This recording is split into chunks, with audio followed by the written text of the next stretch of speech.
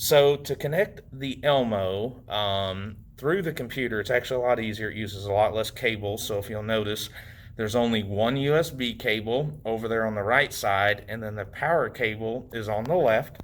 And basically what it is the USB cable, you can kind of follow it. It actually plugs in to a port on the side here, one of your USB ports, and it makes it really easy. But do not plug it into one of your USB ports until the software is actually installed. So next we're going to have Alex. She is going to demo how to actually launch and use the ImageMate software. Okay, so ImageMate is already installed and downloaded on my desktop. And so when I'm ready to use my document camera, whenever I am doing a virtual lesson or even just a live lesson in my classroom, I have to make sure, step one is to turn the Elmo on. Sometimes I forget to do that. So you turn it on and you make sure that the blue light is on the little document camera icon.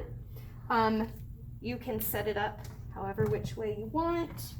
You can adjust, how you can zoom in and zoom out and focus using this orange button.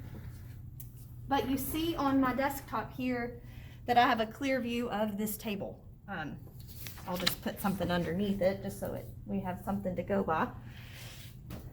Okay, there are different tools on here. I'm not going to use those right now in this tutorial, but what's really awesome is, let's just say we are in a Google Meet with our students, and this is and I've presented my screen, and my students can actually see the document camera screen. If we are in a live session in class, I can turn my projector on, and it projects on my projector screen.